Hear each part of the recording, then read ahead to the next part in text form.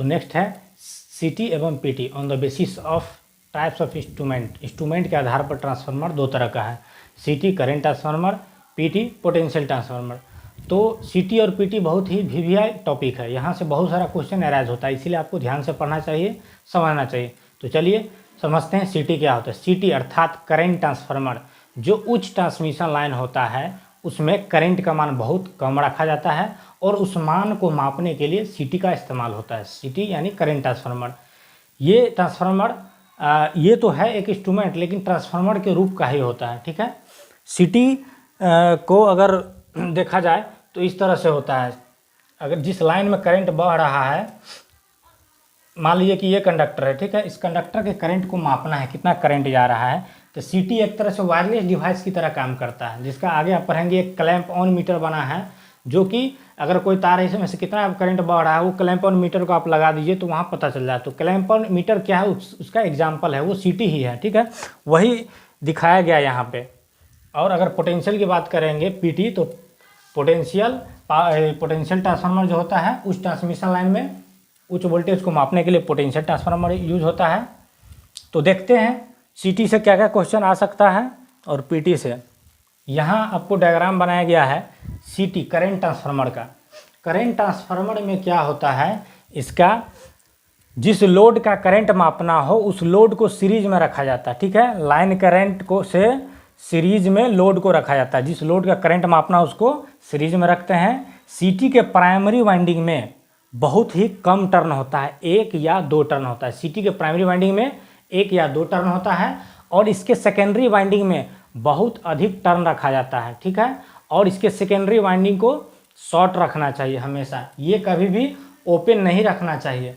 अगर इसको ओपन रखेंगे तो क्या होगा, चूँकि सीटी एक तरह का स्टेप अप ट्रांसफार्मर होता है, क्योंकि इसके प्राइमरी वाइंडिंग में कम टर्न है, सेकेंडरी में अधिक है, तो कौन सा ट्रांसफार्मर हो गया, स्टेप अप ट्रांसफार्मर। अब मान लीजिए इसको उच्च ट्रांसमिशन लाइन पर हमको यूज करना है, जहां 1,32,000 वोल्टेज जा रहा है, 66 के भी जा रहा है, 33 के भी जा रहा है, उतना वोल्टेज अगर जा रहा है उसके रेशियो में क्या करेगा, वोल्टेज को और स्टेप अप करेगा। उस कंडीशन में अगर इसके सेकेंडरी वाइंडिंग को हम शॉर्ट कर देंगे, करंट को बहने का रास्ता नहीं देंगे फ्लश को चलने के लिए, अगर शॉर्ट नहीं रहेगा ओपन कर देंगे तो क्या होगा, किसी कोई मनुष्य अगर टच करेगा तो बहुत ही भारी झटका लगेगा, ठीक है, बहुत भयानक करंट वहाँ पे महसूस होगा। और ओपन रहेगा तो इसके सेकेंडरी जल भी सकती है, इसलिए इसके सेकेंडरी को कभी भी ओपन नहीं रखना चाहिए। और सीटी का जो अनुपात होता है 100:5, मतलब अगर लाइन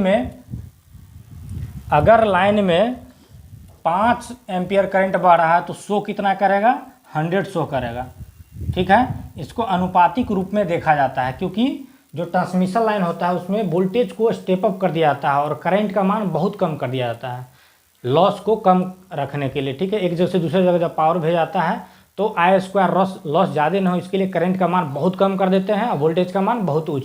अब उतना कम करंट के मान को उतना हाई वोल्टेज में से मापना मुश्किल होता है, इसीलिए सीटी का यूज होता है और ये अनुपातिक होता है, ठीक है। इसका प्राइमरी वाइंडिंग और सेकेंडरी वाइंडिंग का अनुपात अक्सर एग्जाम में पूछता है कि सीटी का रेशियो कितना कितना होता है, ठीक है। सीटी का रेशियो कितना कितना होता है, तो सीटी का रेशियो 105 होता है,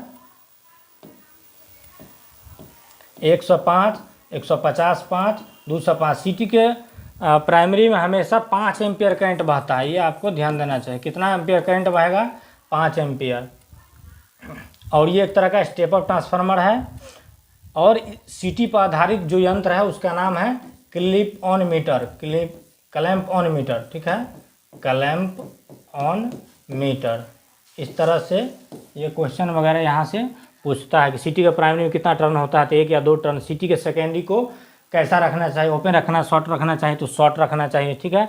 सीटी के प्राइमरी में कौन सा प्राइमरी टर्न जो होता है कौन सा वाइंडिंग होता है, एचवी वाइंडिंग या एलवी वाइंडिंग, तो हमेशा एलवी वाइंडिंग रहेगा प्राइमरी और सेकेंडरी रहेगा एचवी वाइंडिंग। इसी तरह जो पीटी है पोटेंशियल ट्रांसफार्मर, ठीक है, तो उच्च ट्रांसमिशन लाइन में वोल्टेज को मापने के लिए पोटेंशियल ट्रांसफार्मर का इस्तेमाल होता है। ये एक तरह का स्टेप डाउन ट्रांसफार्मर होता है, इसलिए इसका प्राइमरी वाइंडिंग को हाई वोल्टेज से चूँकि यूज करना है, 1,32,000 वोल्टेज रहता है या 33 के भी रहता है, 66 उच्च ट्रांसमिशन लाइन में यूज करना है, इसलिए इसके प्राइमरी साइड का वाइंडिंग कैसा रहेगा, HV वाइंडिंग रहेगा, हाई वोल्टेज वाइंडिंग, और सेकेंडरी वाइंडिंग में कम टर्न रहेगा और उसको वोल्टमीटर से जोड़ दिया जाता है। अक्सर एग्जाम में आता है कि जो PT होता है पोटेंशियल ट्रांसफार्मर का आउटपुट वोल्टेज कितना होता है, तो PT का आउटपुट वोल्टेज 110 वोल्ट होता है, इसलिए इसके सेकेंडरी में 110 वोल्ट का वोल्टमीटर को लगा दिया जाता है। ठीक है, इसके सेकेंडरी में कम टर्न रहता है, प्राइमरी में अधिक टर्न रहता है। और ये आपको ध्यान रखना है, PT का आउटपुट वोल्टेज 110 वोल्टेज होता है। ठीक है, इसको थोड़ा सा और विस्तृत देख लेते हैं। यहाँ आप साफ देख सकते हैं कि जो CT होता है उस ट्रांसमिशन लाइन में जो यूज होता है वो इस तरह से देखने में ऐसा रहेगा। ठीक है, ये बहुत सारा इंसुलेटर होता है, इसके ऊपर ये CT होता है, इसका P1 P2 साइड होता है और यहाँ से पावर गुजर के ये क्या करता है, रीडिंग भेजता रहता है। ठीक है, CT के अंदर का एक कनेक्शन है, ये दिखाया गया है कि इसमें अगर करंट बह रहा है इसको मापना है तो इंडक्शन के थ्रू इसके प्राइमरी वाइंडिंग को, प्राइमरी वाइंडिंग ये हुआ, इसके अंदर से कॉइल जा रहा है और सेकेंडरी वाइंडिंग को शॉर्ट करके रखते हैं। मतलब CT जो क्लैंप ऑन मीटर होता है ये वायरलेस डिवाइस ही होता है, बिना कोई कनेक्शन के माप देगा कि कितना करंट बह रहा है इंडक्शन के थ्रू, क्योंकि इसका प्राइमरी में कम करंट होता है, सेकेंडरी में अधिक, और जिस लाइन से करंट जा रहा हो, इस लाइन से करंट बह रहा हो, उसको मापना हो तो सीधे उसको क्लैंपर मीटर में अंदर डाल देते हैं, वहाँ से पता चल जाता है कितना वोल्ट करंट वहाँ से बह रहा है। ठीक है, इसमें सामान्यतः 5 एम्पियर धारा बहती है। CT का ये एग्जाम्पल अक्सर आता है एग्जाम में कि कितना एम्पियर बहता है। CT कौन सा ट्रांसफार्मर होता है, तो स्टेप अप ट्रांसफार्मर होता है। ठीक है, इसके प्राइमरी में सामान्यतः 1 से 5 टर्न होता है, वही 2-3, और इसके सेकेंडरी को हमेशा शॉर्ट रखना चाहिए। ठीक है, इस तरह से फिर PT की अगर बात करेंगे तो पोटेंशियल ट्रांसफार्मर एक तरह का स्टेप अप ट्रांसफार्मर होता है, स्टेप डाउन ट्रांसफार्मर होता है। पोटेंशियल क्या होता है, स्टेप डाउन ट्रांसफार्मर होता है, और इसका प्रयोग वोल्ट मीटर के साथ उच्च वोल्टेज को मापने के लिए होता है, और इसका आउटपुट वोल्टेज कितना होता है, 110 वोल्टेज होता है। इस तरह से आपको ध्यान रखना चाहिए। ठीक है, तो इस तरह से ये इंस्ट्रूमेंट के आधार पर 2 तरह का ट्रांसफार्मर था। ठीक है, CT और PT, current transformer, potential transformer. Next आता है एक स्पेशल ट्रांसफार्मर है on the output voltage. Output voltage के आधार पर एक स्पेशल ट्रांसफार्मर है, ऑटो ट्रांसफार्मर। ठीक है, ऑटो ट्रांसफार्मर ये एक स्पेशल ट्रांसफार्मर। ऑटो ट्रांसफार्मर क्या है, इसमें एक ही टर्न मतलब एक ही वाइंडिंग में प्राइमरी और सेकेंडरी दोनों का काम करता है। ठीक है, ऑटो ट्रांसफार्मर का एक ही वाइंडिंग क्या करता है, प्राइमरी और सेकेंडरी दोनों का काम करता है। कैसे करेगा, अब मान लीजिए ये प्राइमरी हो गया। ठीक है,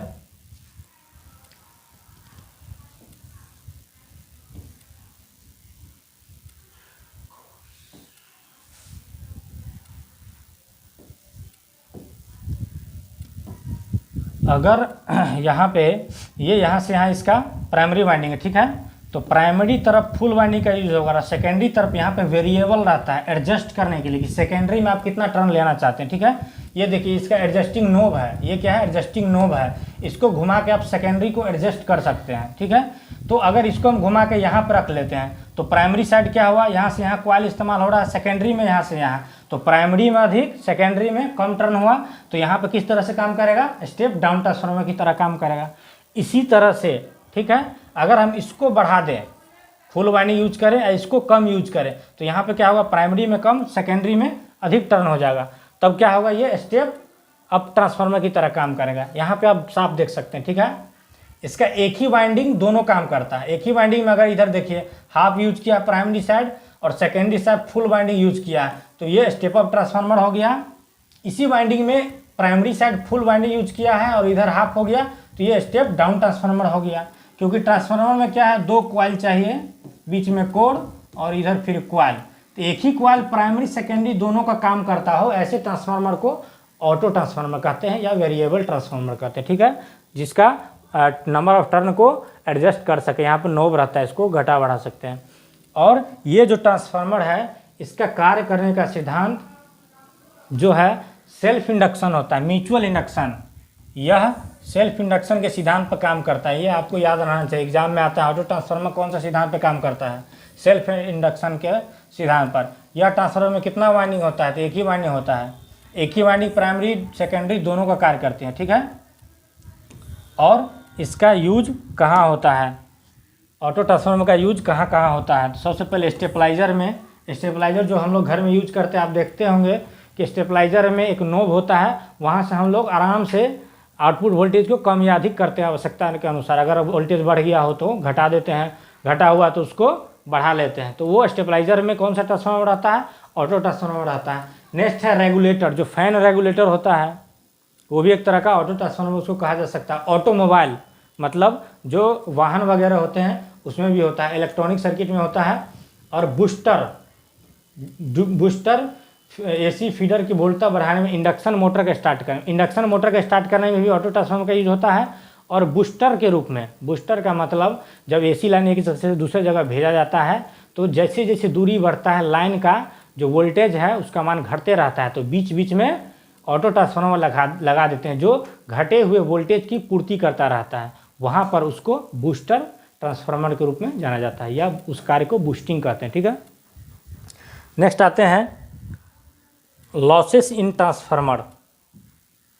ट्रांसफार्मर में लॉस, तो ट्रांसफार्मर का हमने पहले बताया कि दक्षता बहुत उच्च होती है, 95 to 98% होता है, फिर भी इसमें कुछ ना कुछ लॉस होता है। तो उस लॉस को देखते हैं। ट्रांसफार्मर में दो तरह का लॉस होता है। पहला लॉस है आयरन लॉस, दूसरा लॉस है कॉपर लॉस। चूँकि आयरन लॉस कोर में होता है और कॉपर लॉस बाइंडिंग में होता है, तो जो कोर में होता है आयरन लॉस ये दो तरह का होता है। ठीक है, एडी करंट लॉस और हिस्टैरिसीस लॉस।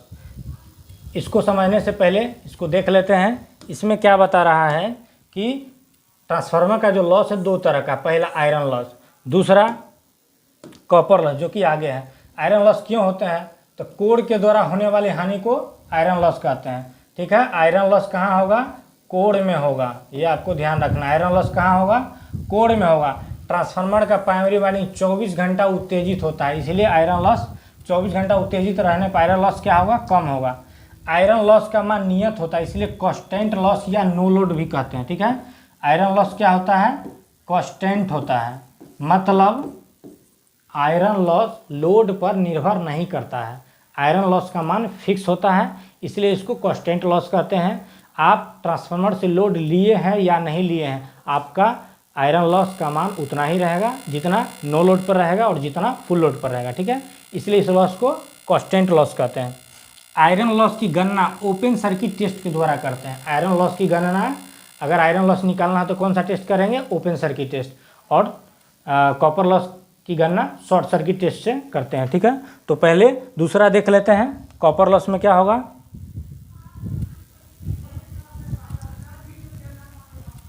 पहला आयरन लॉस दो तरह का होता है। ठीक है, आयरन लॉस दो तरह का होता है, एडी करंट लॉस और हिस्टैरिसीस लॉस। तो आपको हम बता देते हैं ये एडी करंट लॉस क्या होता है। थोड़ा सा यहाँ आप समझ लीजिए, ये ट्रांसफार्मर का कोर है, कोर के दोनों तरफ वाइंडिंग होता है। अभी आपको हम एडी करंट लॉस बता रहे हैं। ठीक है, तो जब ट्रांसफार्मर के प्राइमरी से सेकेंडरी में विद्युत ऊर्जा को भेजा जाता है, ट्रांसफ़र किया जाता है, तो प्राइमरी वाइंडिंग का ऊर्जा सेकेंडरी वाइंडिंग में जो ट्रांसफ़र होता है म्यूचुअल इंडक्शन के थ्रू, तो कुछ मात्रा में 3 से 5% ऊर्जा कोर में भी ट्रांसफ़र हो जाता है। ट्रांसफार्मर के कोर में कुछ ईएमएफ उत्पन्न हो जाता है। ठीक है, जब प्राइमरी वाइंडिंग से सेकेंडरी वाइंडिंग में पावर ट्रांसफ़र होता है तो ट्रांसफार्मर के कोर में कुछ ईएमएफ उत्पन्न हो जाता है। जो ईएमएफ ट्रांसफार्मर के कोर में उत्पन्न हो जाता है वह ईएमएफ ट्रांसफार्मर के कोर को गर्म कर देता है और ऊष्मा के रूप में विद्युत शक्ति का खपत करता है। इसी लॉस को एडी करंट लॉस कहते हैं। ठीक है, ट्रांसफार्मर के कोर में होने वाली लॉस को क्या कहेंगे? Eddy current loss. समझ में आ गया क्यों होता है? क्योंकि प्राइमरी से सेकेंडरी में जो एनर्जी ट्रांसफ़र होता है तो उसके कोर में कुछ ईएमएफ उत्पन्न हो जाता है। और इस लॉस को कम करने के लिए हमने ऑलरेडी पहले बताया था कि ट्रांसफार्मर के कोर को लैमिनेटेड किया जाता है। ठीक है, एडी करंट लॉस को कम करने के लिए क्या करते हैं? ट्रांसफार्मर के कोर का लैमिनेशन कर देते हैं। दूसरा लॉस है, सॉरी इससे पहले देख लेंगे कि कोर लॉस, जो एडी करंट लॉस है उसका फार्मूला क्या है। एडी करंट लॉस का formula WE, eddy current loss बराबर मैक्सिमम फ्लक्स का स्क्वायर इंटू फ्रीक्वेंसी का स्क्वायर इंटू टी का स्क्वायर। टी का मतलब हो गया थिकनेस ऑफ कोर। मतलब ये जो लॉस है क्या क्या चीज़ पर डिपेंड करेगा? मैक्सिमम फ्लक्स पर, कितना फ्लक्स इसमें से बह रहा है इस पर। अगर फ्लक्स का मान बढ़ेगा तो लॉस का मान बढ़ेगा। फ्रीक्वेंसी के स्क्वायर, फ्रीक्वेंसी अगर बढ़ेगा तो एडी करंट लॉस का मान बढ़ेगा। अक्सर एग्जाम में आता है कि फ्रिक्वेंसी बढ़ने पर एडी करंट लॉस क्या होगा, तो क्या होगा, बढ़ेगा। ठीक है, थिकनेस ऑफ कोर की मोटाई अगर बढ़ाएंगे इसका कोर की मोटाई, तो एडी करंट लॉस का मान क्या होगा, बढ़ जाएगा। ये आपको इंपॉर्टेंट है, ये याद रखना है। ठीक है, फ्रिक्वेंसी का मान बढ़ाएंगे तो एडी करंट बढ़ेगा, थिकनेस बढ़ाएंगे तो बढ़ेगा। ठीक है, नेक्स्ट है हिस्टैरिसीस लॉस। नेक्स्ट है हिस्टैरिसीस लॉस।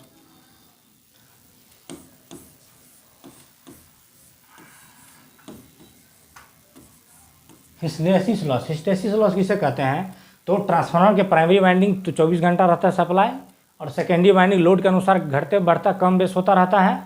तो जब ट्रांसफार्मर का लोड वेरिएशन करता है, कम अधिक होता है, तो उस समय क्या होगा, अगर लोड बढ़ेगा तो इधर पावर क्या होगा, फ्लक्स तेजी से चलेगा, तो क्या होगा, ये मैग्नेटाइजिंग पावर इसका बढ़ेगा, मैग्नेट अधिक पावर के साथ बढ़ेगा, लोड घटेगा तो मैग्नेटाइजिंग पावर घटेगा। ठीक है, अगर इसका प्राइमरी में सप्लाई बंद हो गया तो ये क्या है, इसमें बहने वाली फ्लक्स बंद हो जाएगा, तो क्या होगा, ये क्या कहते हैं, कोर बन जाएगा, जो सिलिकॉन स्टील का कोर होता है, और जब सप्लाई देंगे तो इसमें से करंट बहता है, तो ये मैग्नेटाइज होता है, मैग्नेट बनता है।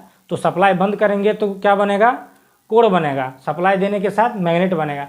तो ट्रांसफार्मर के कोर को बार बार मैग्नेटाइज और डीमैग्नेटाइज करने में जो लॉस होता है, ठीक है, उस लॉस को हिस्टैरिसीस लॉस कहते हैं। और हिस्टैरिसीस लॉस को कम करने के लिए क्या करते हैं, हिस्टैरिसीस लॉस को कम करने के लिए कोर के रूप में सिलिकॉन स्टील का यूज करते हैं, सिलिकॉन स्टील का यूज करते हैं। सिलिकॉन स्टील का क्या होता है, मैग्नेटाइजिंग पावर अधिक होता है, मैग्नेटाइजिंग पावर अधिक होता है। ठीक है, इसमें चुंबकत्व का गुण अधिक होता है, मतलब इसको आसानी से चुंबक बनाया जा सकता है, इसलिए हिस्टैरिसीस लॉस कम करने के लिए सिलिकॉन स्टील के पत्ती का इस्तेमाल होता है। ठीक है, और इस लॉस की अगर बात करेंगे तो हिस्टैरिसीस लॉस ज्ञात करने का फार्मूला क्या है, WH बराबर NBM के power 1.6 into frequency into voltage.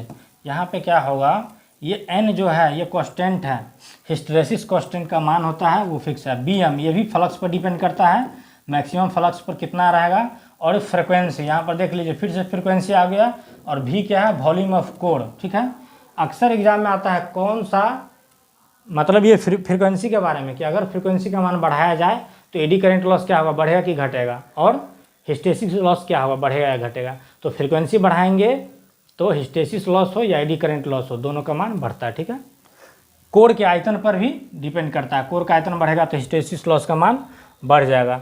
Loss होता है दो तरह का, आयरन लॉस एवं कॉपर लॉस। ऑलरेडी हम बता दिए कि कोर में आयरन लॉस होता है और कॉपर जो कॉइल होता है उसमें कॉपर लॉस होता है। इस लॉस को ज्ञात करने का क्या तरीका है, अक्सर एग्जाम में आता है, तो ये भी आपको ध्यान रखना चाहिए कि आयरन लॉस को ज्ञात करने के लिए ट्रांसफार्मर पर ओपन सर्किट टेस्ट किया जाता है, और कॉपर लॉस को ज्ञात करने के लिए शॉर्ट सर्किट टेस्ट किया जाता है। तो देखते हैं ओपन सर्किट टेस्ट करते समय किस किस बात का ध्यान देना चाहिए।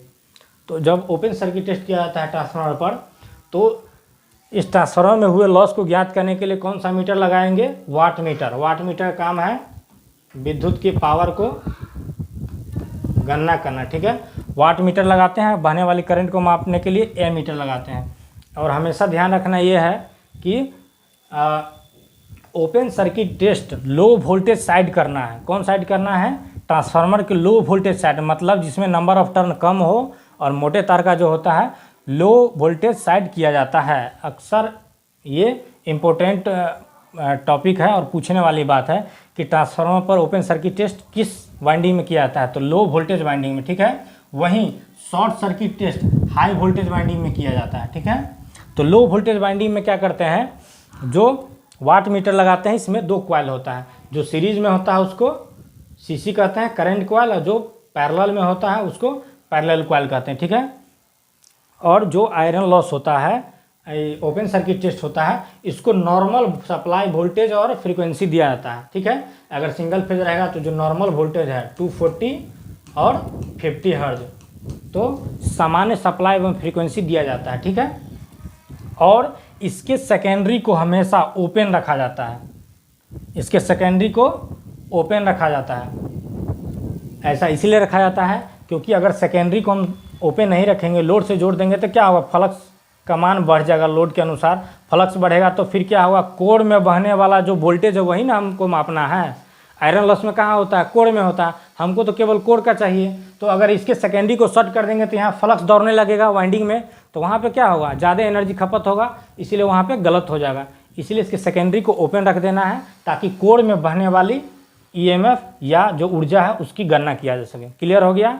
तो ओपन सर्किट टेस्ट करते समय ध्यान क्या रखना है, इसको नॉर्मल सामान्य सप्लाई और समान फ्रिक्वेंसी पर इसको देना चाहिए और इसके सेकेंडरी को ओपन रखना चाहिए और हमेशा ये लो वोल्टेज वाइंडिंग तरफ करना चाहिए। ठीक है। नेक्स्ट आते हैं short circuit test. Short circuit test जो है ट्रांसफार्मर में कॉपर लॉस को ज्ञात करने के लिए किया जाता है। तो हम लोग क्या जानते हैं, लॉस बराबर क्या होता है, पावर बराबर क्या होता है, आई स्क्वायर आर। ठीक है, आई स्क्वायर आर। तो जो लॉस हो रहा है कहाँ हो रहा है, आई स्क्वायर करंट में हो रहा है, मतलब इसके कॉइल में। करंट कहाँ बहेगा, कॉइल में।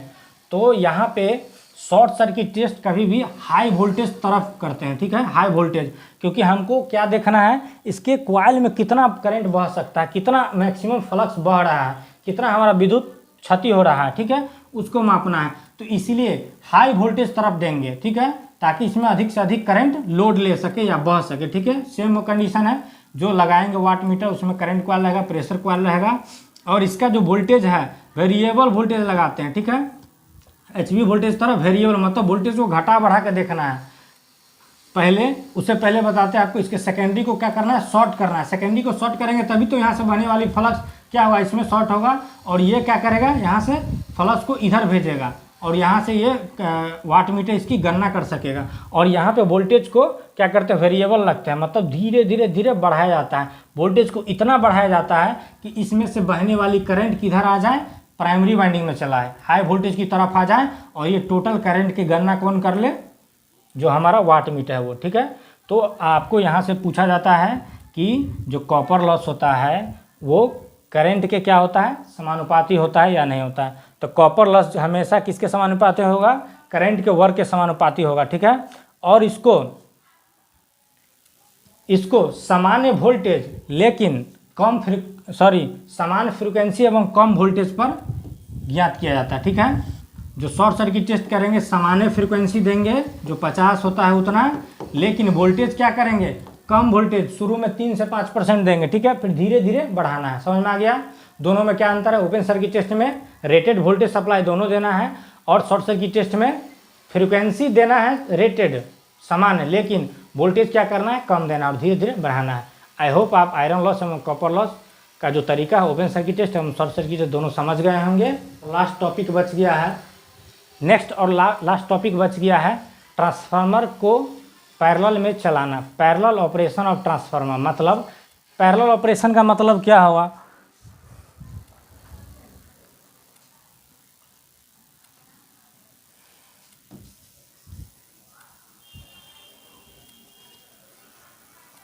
पैरेलल ऑपरेशन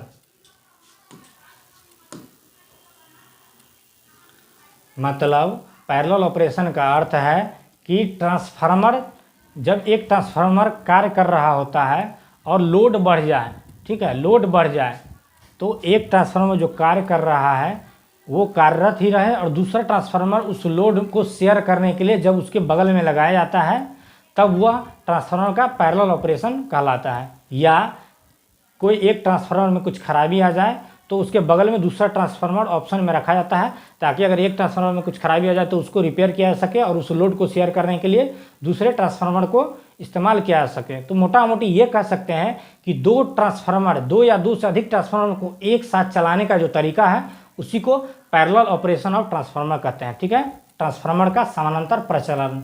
तो ऐसा नहीं है कि जितना भी रेटिंग का हम ट्रांसफार्मर लेके आए, जो भी साइज का लेके आए उसको हम आपस में लगा दें, ऐसा नहीं कर सकते हैं। ट्रांसफार्मर को पैरेलल में चलाने के लिए निम्नलिखित 4 शर्त है, ये चारों बराबर होना चाहिए तभी हम ट्रांसफार्मर को पैरेलल में लगा सकते हैं अथवा नहीं लगा सकते हैं। तो सबसे पहला कंडीशन क्या है, ये कंडीशन आपको केवल याद रखना है। सबसे पहला कंडीशन दोनों ट्रांसफार्मर का, यहाँ देखिए 2 ट्रांसफार्मर है, ट्रांसफार्मर 1 ट्रांसफार्मर 2, दोनों ट्रांसफार्मर का अगर लोड में पैरेलल हमको लगाना है तो 4 कंडीशन का ध्यान रखना। पहला कंडीशन क्या है, फेज सीक्वेंस सेम होना चाहिए। ठीक है, फेज क्रम समान, फेज सीक्वेंस मतलब इसका आर अगर यहाँ जुटा है तो इस लाइन में इस ट्रांसफार्मर का भी आर जुटना चाहिए, आर वाई बी। जो फेज सीक्वेंस है ये क्या होना चाहिए, समान होना चाहिए। दूसरा है वोल्टेज रेशियो समान होना चाहिए। वोल्टेज रेशियो क्या होना चाहिए, समान होना चाहिए। जब ट्रांसफार्मर बनता है उसमें वोल्टेज रेशियो का ख्याल रखा जाता है, जो कि कंपनी बनाती है, और वहाँ पे अंकित रहता है कि इस ट्रांसफार्मर का वोल्टेज रेशियो कितना है। तो ट्रांसफार्मर का वोल्टेज रेशियो दोनों ट्रांसफार्मर क्या होना चाहिए, समान होना चाहिए। तीसरा सेम पोलैरिटी, समान ध्रुवता होना चाहिए, ठीक है। पोलैरिटी भी सेम होना चाहिए। अगर सिंगल फेज है तो पॉजिटिव जिधर जोड़ेंगे उस दोनों का पॉजिटिव एक जोड़ना चाहिए, नेगेटिव एक जोड़ना चाहिए। पोलैरिटी का मतलब ये हुआ, ठीक है। या इसमें 3 फेज में यही बोल सकते हैं, HV वाइंडिंग LV वाइंडिंग जो भी है पोलैरिटी सेम होना चाहिए।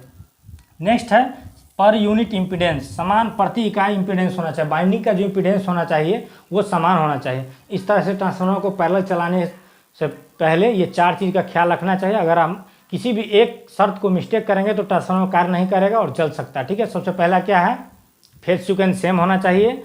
दूसरा पोलैरिटी सेम होना चाहिए। तीसरा पर यूनिट इम्पीडेंस सेम होना चाहिए। और चौथा समान वोल्टेज रेशियो होना चाहिए, ठीक है। तो ये 4 शर्त होना चाहिए ट्रांसफार्मर को पैरेलल में चलाने के लिए। ट्रांसफार्मर को पैरेलल में चलाने से फ़ायदा क्या है, अगर एक ट्रांसफार्मर में दोष आ जाता है तो दूसरे ट्रांसफार्मर को आसानी से रिपेयर किया जा सकता है एक के साथ लोड बढ़ाने के लिए। यहाँ से एक क्वेश्चन अक्सर निकलता है कि जब 2 ट्रांसफार्मर आपस में पैरेलल में चल रहा हो तो जो लोड शेयरिंग होता है, लोड शेयरिंग किस चीज़ पर निर्भर करता है, ट्रांसफार्मर का लोड शेयरिंग किस पर निर्भर करता है। तो दोनों ट्रांसफार्मर का लोड शेयरिंग समान प्रति इकाई इम्पीडेंस पर निर्भर करता है, ठीक है। पर यूनिट इम्पीडेंस जो होता है उस पर निर्भर करता है कौन ट्रांसफार्मर कितना लोड रखेगा, ठीक है। तो इस तरह से थोड़ा सा एक और भी सूत्र है यहाँ ट्रांसफार्मर का, उसको देख लेते हैं और ये चैप्टर लास्ट कर जाएगी। ट्रांसफार्मर के लिए सूत्र क्या है ऑलरेडी हम बता चुके हैं। ट्रांसफॉर्मेशन रेशियो का फार्मूला क्या है, सेकेंडरी वाइंडिंग का नंबर ऑफ टर्न बटा प्राइमरी वाइंडिंग का नंबर ऑफ टर्न, ठीक है। इसको हम लोग क्या कहते हैं, ट्रांसफॉर्मेशन रेशियो कहते हैं। इसको वोल्टेज के रूप में लिखेंगे तो VS VP लिख सकते हैं, EMF के रूप में तो EMF और EP हो जाएगा। लेकिन करंट में क्या होता है, उल्टा होता है। अगर करंट के रूप में लिखेंगे तो प्राइमरी को ऊपर रखना है और सेकेंडरी को नीचे रखना है, ये आपको ध्यान रखना चाहिए, ठीक है। नेक्स्ट है ट्रांसफार्मर की दक्षता, ऑलरेडी बता चुके हैं ट्रांसफार्मर की दक्षता क्या होता है, आउटपुट बट्टा इनपुट, और अगर प्रतिशत में चाहिए तो × 100, ठीक है। अगला है ट्रांसफार्मर का EMF इक्वेशन, मतलब ट्रांसफार्मर की किसी एक कॉइल में कितना वोल्टेज कितना EMF उत्पन्न होगा, ठीक है। तो EMF बराबर 4.44 into maximum flux into frequency into number of turn. किसी भी ट्रांसफार्मर से निकलने वाली वोल्टेज का फार्मूला ये हो गया, इतना वोल्ट यहाँ से क्या होगा निकलेगा। और कोई भी ट्रांसफार्मर में कितना वोल्टेज निकलेगा क्या क्या चीज़ पर डिपेंड करेगा, फ्लक्स पर, फ्रिक्वेंसी पर, नंबर ऑफ टर्न पर। फ्लक्स का मान बढ़ेगा तो आउटपुट वोल्टेज बढ़ेगा, फ्रिक्वेंसी का मान बढ़ाएंगे तो बढ़ेगा, नंबर ऑफ टर्न जितना अधिक रहेगा उतना अधिक वोल्टेज का मान बढ़ जाएगा, ठीक है। तो आई होप ट्रांसफार्मर चैप्टर आपका यहाँ से कंप्लीट हो चुका है। और इसके बाद जो हमारा नेक्स्ट वीडियो आने वाला है ट्रांसफार्मर का ऑब्जेक्टिव्स का आने वाला है। मेरा वादा और विश्वास है और गारंटी देता हूँ कि आप ये जो पढ़े हैं तो टोटल चैप्टर और यहाँ से जब ऑब्जेक्टिव कराया जाएगा तो आप 95% सही जवाब देंगे, और जो भी 5-10% रहेगा वो मैं क्लियर करूँगा, ये मेरा वादा है। तो मिलते हैं फिर नेक्स्ट वीडियो में नए जानकारी के साथ, तब तक के लिए गुड बाय।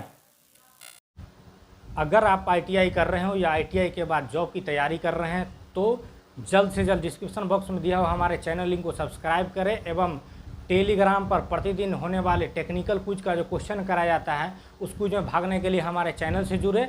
इसके अलावा इंस्टाग्राम, फेसबुक इत्यादि पर हमारे पेज को लाइक, शेयर एवं फॉलो करके आप अपने तैयारी में पंख लगा सकते हैं। तो मिलते हैं फिर नेक्स्ट वीडियो में नई जानकारी के साथ, तब तक के लिए जय हिंद।